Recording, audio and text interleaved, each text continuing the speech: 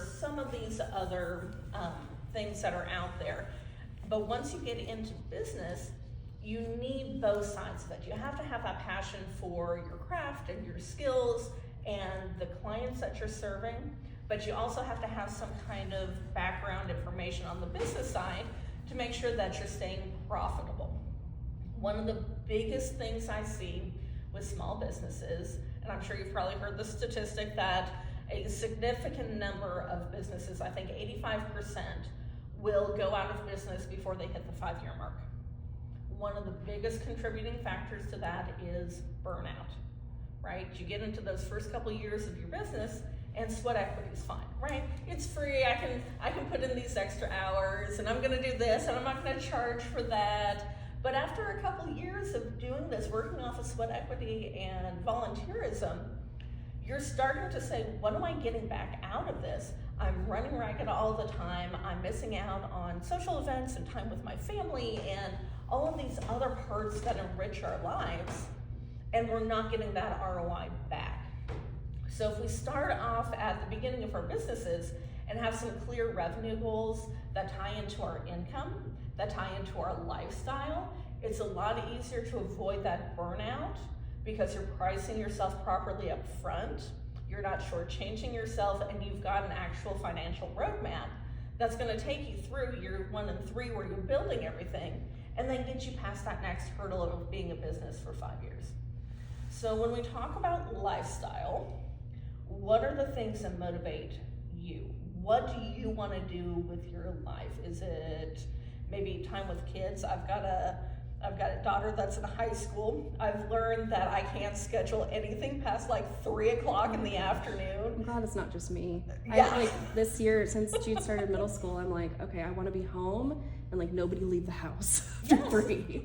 It's crazy. Okay. Well, and you're playing taxi and they've got to do things with friends and after school activities, and I can't, like, part of my business, I have to be able to shut it off at 3 o'clock. So me going into 9 to 5, like corporate environment, isn't gonna work with my time with my daughter. The other thing we like to do is travel. Travel's a big thing. Do you wanna set your own schedule?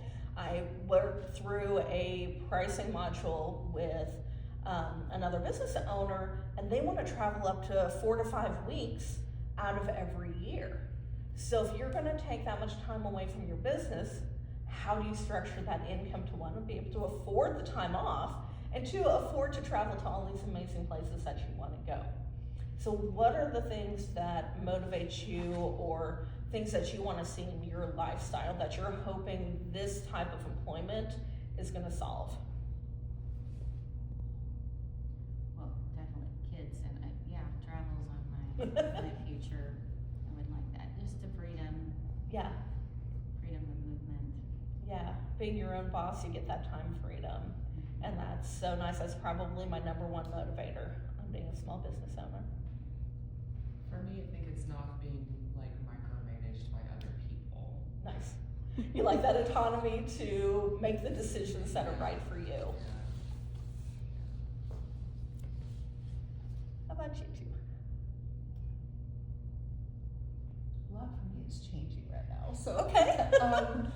definitely travel and having kind of the freedom, making your own schedule to do what fits for you in that day or week or month. I love that. I like the financial freedom Okay. to where I can work as much or as little, Yes. and I can change it next week or next month, or that, I like that control. Yeah, absolutely. So that's a great question. How many of us are money motivated?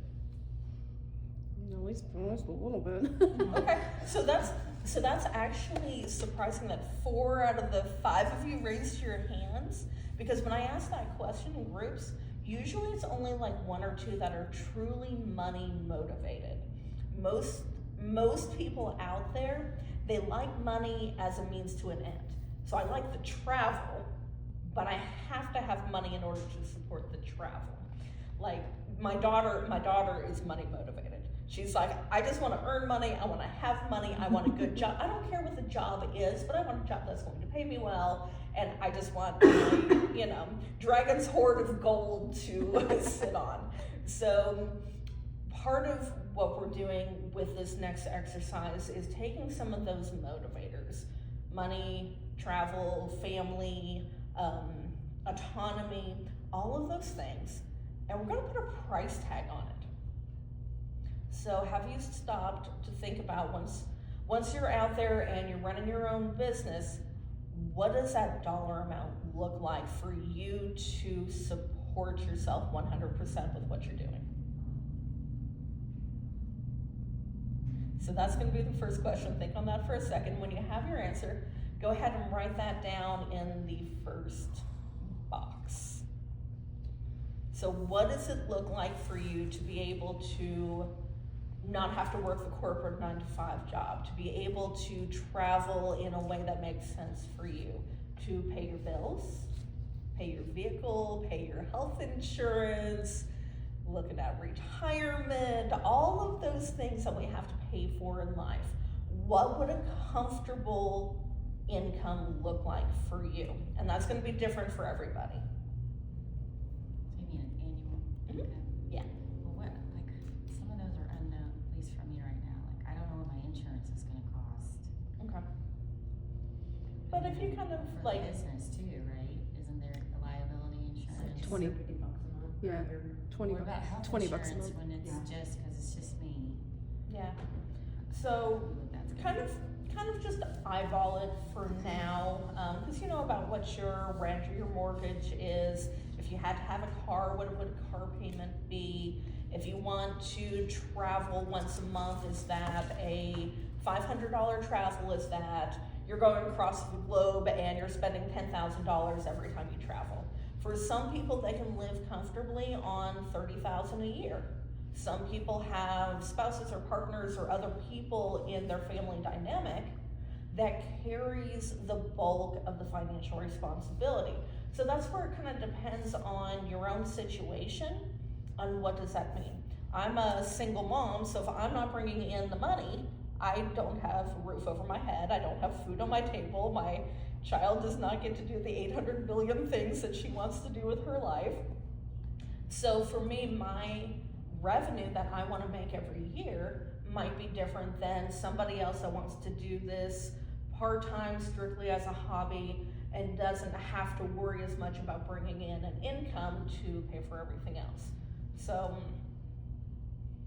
it might not be the same as what your neighbor needs for their income. But that's kind of a starting point as we're working through this, because if you don't know how much money you need to bring in, you don't know how many clients you need to have. You don't know how hard you have to work on marketing and growing your business versus the clientele I have already is enough. What is enough going to be? What is more than enough?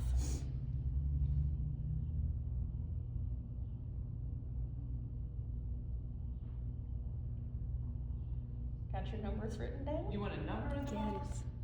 Yeah, you don't have to tell me what the number is, but Oh. but for you, you want to write a number down, because that's going to start being your financial goal as you grow your business. How do I get to X amount of clients that's going to bring in X amount of dollars for me? Because there's a big difference in your workload if you need a $30,000 income versus a $90,000 income. And it's okay if it's not exact, but just kind of a rough estimate so you have a baseline of where to start. Okay? And then once you have that number, we're gonna double it. It already felt unrealistic.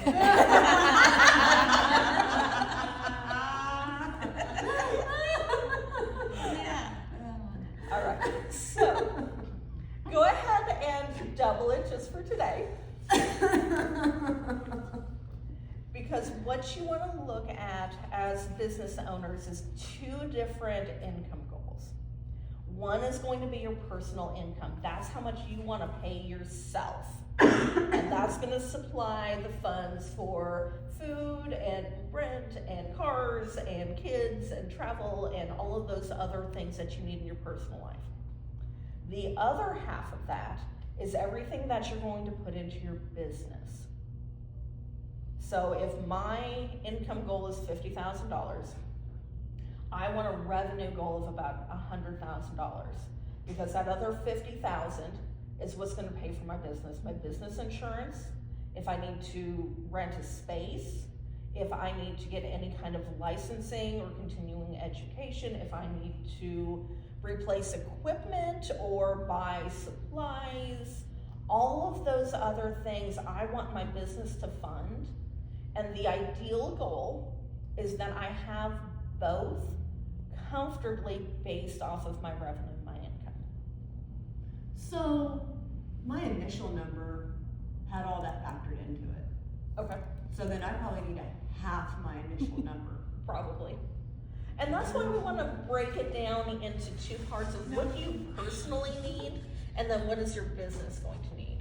Because if you go in with one number, you're going to start confusing those lines. As you get further into business, one of the things that's very important that you do is separate your personal finances and your business finances. Because you want to have that separation, one, in case, God forbid, you ever get sued. They can only go after what's in your business, not after your own personal bank accounts, assets, 401ks, home equities, anything like that. Two, when you go to file your taxes, you have to be able to say that a specific expense is for your business, and you have to be able to justify it. So let's say I go and make a purchase on Amazon, and I've got paper towels for the house, but then I also have laundry soap to be able to do all of my sheets, because that's going to business. I can't take one receipt and put it on my profit and loss. I have to have those expenses separated. So I would need to do an Amazon purchase for the personal expenses, an Amazon purchase for the business expenses. So that's part of the theory behind why we want to separate that revenue goal. What do you do personally? And then what do you do professionally and as a business? Would Yes. you have like two separate Amazon accounts then? I do.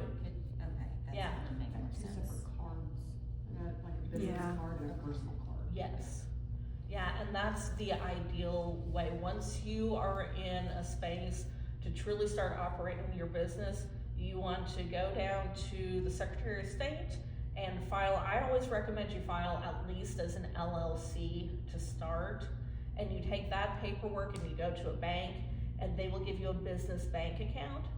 All your income needs to go into that business account, and then all of your expenses needs to come up out of that business account. So that's kind of the ideal goal.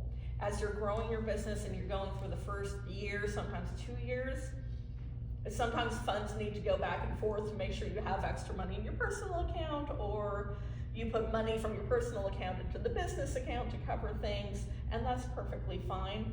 We just want to be able to show kind of a stopping point of where those funds are, to be able to say, yes, these are business expenses and these are personal expenses.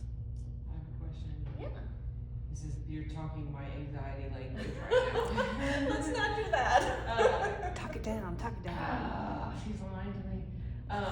Should we, or me personally, start this now? Like, technically by the end of the year, we could be licensed massage therapists Absolutely. and be making business income money. So I created an LLC for this at the end of last year. Perfect. Should I go ahead and now start? Because like, I'm already buying oils, I wanna buy bolsters, I wanna buy Oh, new yeah. sheets, you know, so like, I should already be separating and doing all those things, Yes. right? Yes, and it's not uncommon for businesses in that startup phase to be making purchases out of the personal account, right? You just want to be able to save those receipts Yeah, and put them aside somewhere and make sure that it's documented that, yes, this is only business expenses. Let's say you went to Walmart and you got some oils and you got some stuff for the house and all these things. you can take that receipt and like circle just the business expense. So if somebody came and audited you for whatever reason, right, that worst case scenario, you could show on this receipt, well, I'm only claiming the $20 in oils. I'm not claiming the whole $200 Walmart receipt. So the ideal is as you progress, go ahead and get that business account or business credit card, whatever you need to do to start making some of those purchases. But if you're not ready to do that because you don't have the revenue coming in yet, just make separate receipts. Or what I do sometimes, because I've got a product-based business also, sometimes I'm gonna run over to Walmart and I need A, B, and C for the business and D, E, and F, my personal. I just make 2 transactions. Yeah, okay. So I buy all my personal stuff and then I do a second transaction. And that way I've got 2 separate receipts. And then I know that nothing on my personal purchases are on that receipt, and that just goes into a file for the business. Okay, and so digital receipts are as good as paper receipts, right? As long as you've got a way to retain them and track them. So if somebody were to come in from the IRS and say, I need to see receipt A, B, and C, you either have a paper copy or you've got it scanned or somewhere in digital form that you can pull it up and show them exactly.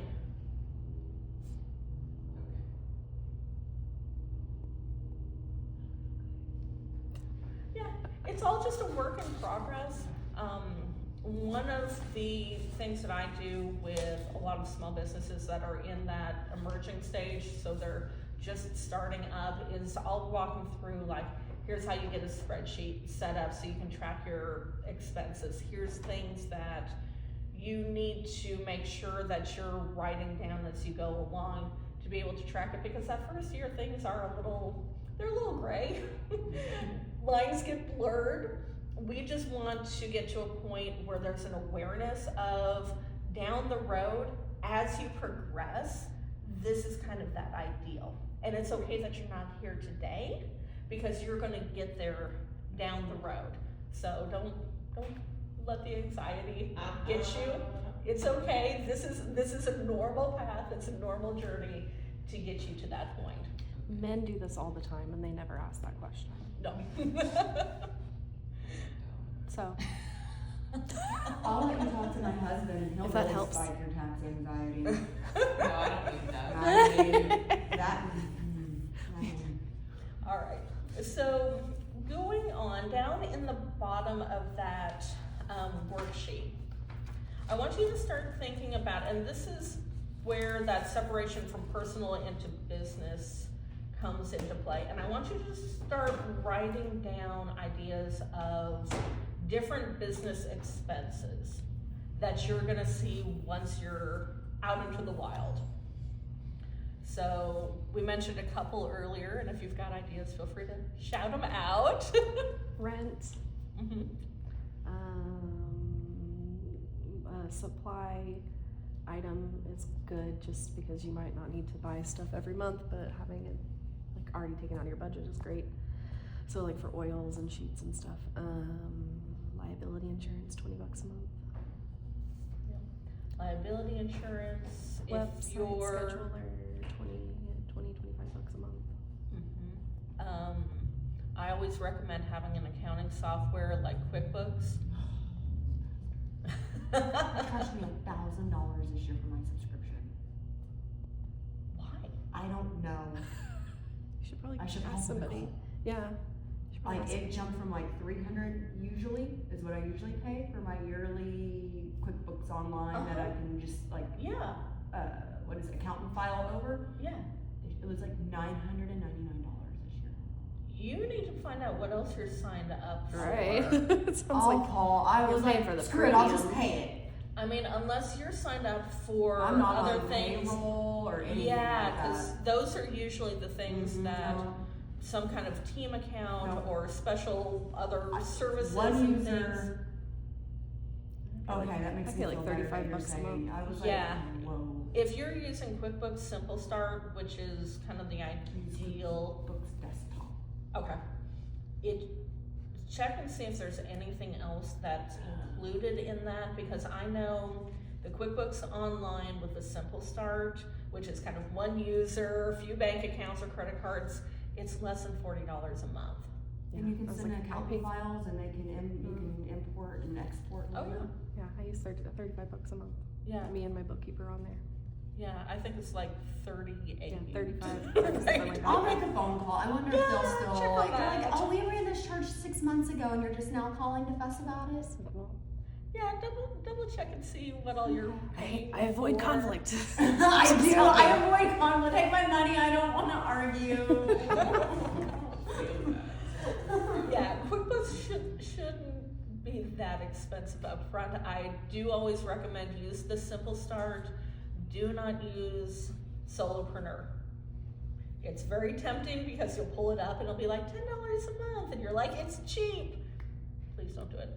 I've had so many clients come to me to fix things because they tried to use the Solopreneur and it's just not working for what they need. And as you grow and expand, you want something that's going to have that wiggle room with you already, instead of starting with something that's just very baseline, that's only gonna get you maybe 6 months worth of use before you really need to get up to that next level. Okay, so QuickBooks, rent, insurance, laundry. If your space Yeah. does not have laundry facilities in it, how are you gonna get your laundry done? That's a big one. Do you do yours at home? I do mine at home every night. And that's what most people do when they're Yeah. starting out. You just take your laundry home. Invest in a good basket. There is Yep. laundry services, but It's not yeah, smell it takes a. sulfur. I was pricing it out and it didn't make sense until you had at least 2, if not 3 therapists also paying for it. Yeah. Cause it was like $100 a month or something. I was like, just take it home. Licensing fees through the state. Yeah, $100 every 2 years. Oh, through the Oh, state. Wait, yeah. yeah, through the state. You, For our professional licensure? just for your business entity, not. You Oh, probably I'm have a sorry. different one. 25 Yeah, a year. yeah, it's $100 to set up like your LLC Yeah. or whatever your business entity is, and then it's 25 every year after that. Business And then whatever Professional- license, yes. Professional license. Yeah, your other professional license. What other expenses do you think you're gonna come across in a month or a year? There's also, if you run credit cards, take into consideration your processing fees. Yep, Mm-hmm. yep, plan on at least 3% for processing fees. So you're continuing education. Continuing education, yeah, absolutely. And there's other things like if you decide to use Canva to create your social media stuff, that's like $15 a month. If you're using like a or an email Yeah. marketing thing, that's like $30 a month. I think Wix is like 16. If you have your if Yeah. if you have a professional website, a lot of people will start off using like the free version of Massage Book, so you can just have a free online scheduler and you can upgrade as you need it. Yeah. But It's nice to think about these things in advance, because as you grow, kind of like QuickBooks Solopreneur, some of these are gonna get you for 6 months, maybe a year, but you're gonna get to a point where you're like, I really need a CRM. I need to stop taking clients out of my Facebook DMs, and I need some place to organize this and have a calendar and process payments, because not everybody wants to pay in cash. There's a convenience to accepting credit cards.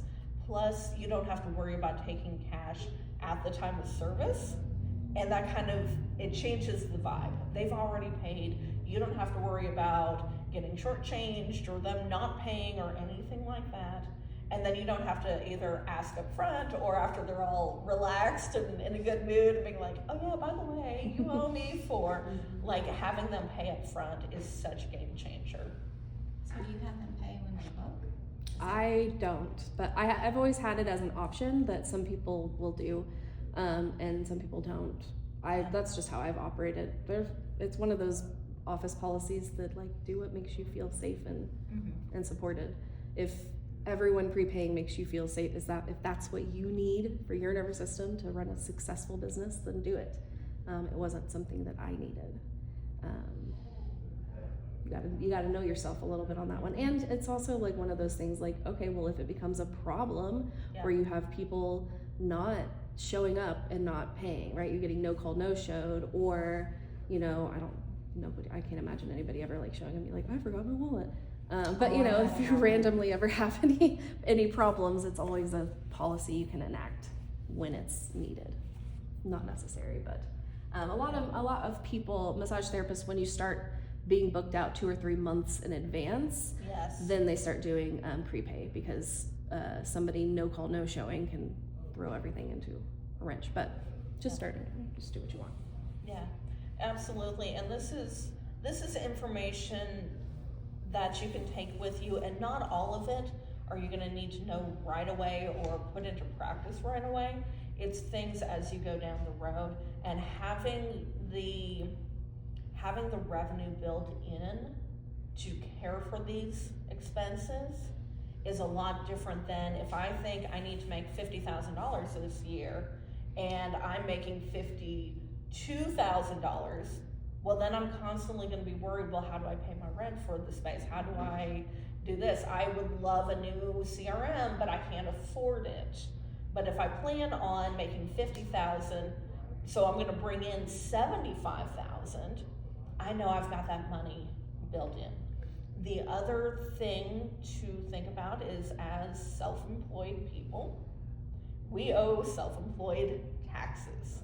So you want to make sure that if you need $50,000 to make your bills, you've got at least 15 to 20% of that that's going to be paid at the end of the year or throughout the year as taxes.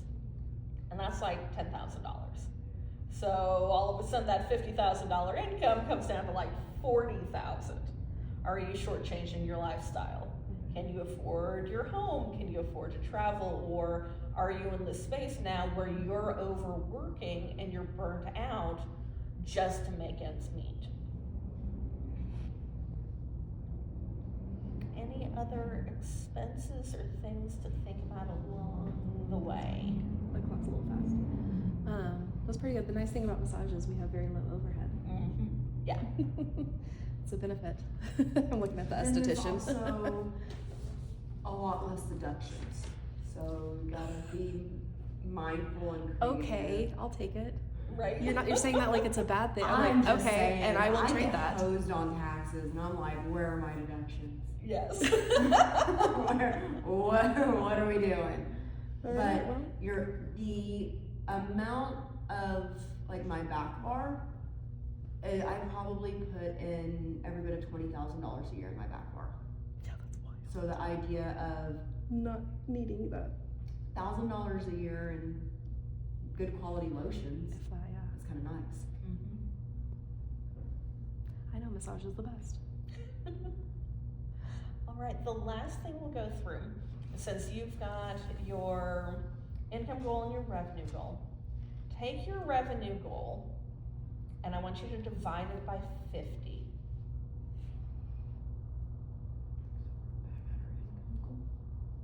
Yeah, whatever the top revenue is, the bigger of the two numbers. And then divide it by 50.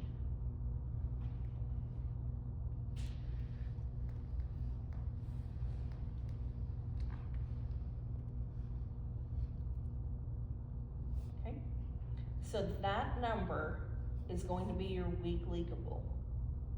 So as you get out into the world, out into the wild with your own clients, we take it by 50 because that builds in 2 weeks automatically for vacation time, right? You don't have to work 52 weeks out of the year. You start with working 50, and if you want to take more time off, then you just change that number. So if you want to take 6 weeks off, then you subtract 6 from 52 for that number. But if I want to make, let's say, $50,000 and I divide it by 50, that means every week I need $1,000 coming in. So now I can look at my clients and say, okay, how many clients do I need to have in a week to be able to make that $1,000 goal? because that's the real world application. In order to make your numbers, what kind of services are you providing? How many clients on each of those services? If you have a $100 service, you need 10 clients every week. And then you can start to create your work schedules and the rest of your lifestyle around that. Does that mean 10 clients at 5 days a week is only 2 clients a day? Do I double everything up and do 5 clients on Saturday and Sunday, and then I have the rest of the week off to do whatever I want? But now you've got a way to measure how to get to your revenue goals, how to get to those income goals. I'm a big fan of the saying, if you can measure it, you can manage it. So even if you don't need your entire life dictated by numbers and spreadsheets and all of those things, this gets you into a place where you can say, okay, I need 10 clients a week. Did I hit that 10 client goal? Yes or no? Yes, I did. Yay for me. And let's move on to next week. If I didn't, now I can start to think about, what do I need to do to get to that 10 client goal? As I'm talking to people, do I look at referrals? Do I look at marketing? How do I create that environment to get the clients that I need? And it's a little bit more specific in our brains to say, I need 10 clients instead of, I need to figure out how to make $50,000. It's a little bit easier because we've gotten it week by week, or you could do it month by month, whatever makes sense for you. But having these background numbers gives you that baseline to create the goals, and you're gonna be a lot more likely to be successful when you have that roadmap in place than if you're just kind of winging it and hoping that it all works out in the end. Any questions that I can go over or answer or thoughts? And we can hire you to do this? I'm literally looking at your website right now. Oh, Sarah's If you fantastic. can just take care of Christopher's, and I can just take care of my own. Exactly. But I do bookkeeping services. I do monthly bookkeeping. I have affordable pricing as you are just getting started. And then I also do strategy sessions where you can hire me for an hour and we go a little bit more in depth into those types of numbers, and we look at your pricing structure. How many clients at $200 versus how many clients at $90 do you need to make these goals? What other steps do you need to do to establish your business? Getting the LLCs and the bank accounts and QuickBooks setups and all of those things that come up. So you can hire me both on a monthly basis or just a one-off of, hey, I'm getting started and I have no idea. Please help me out. Can you explain, like I'm 5, how an LLC protects? I'll explain to you my fear and then you'll make more Yeah. sense. I've worked 30 years to have a house paid off and a retirement Yes. and accounts and all these things and set myself up for success, and then I don't want to start this and then get sued and now I've lost everything because I did a Yes. massage on somebody. Yes. So how does the LLC separate and protect all of that? Does that make